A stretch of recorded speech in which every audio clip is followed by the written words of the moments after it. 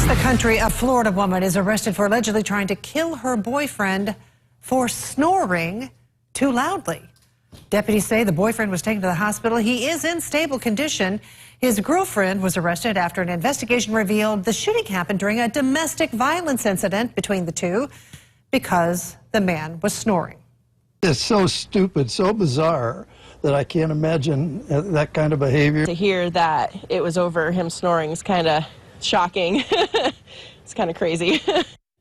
Deputies say the man had been drinking before and during the argument.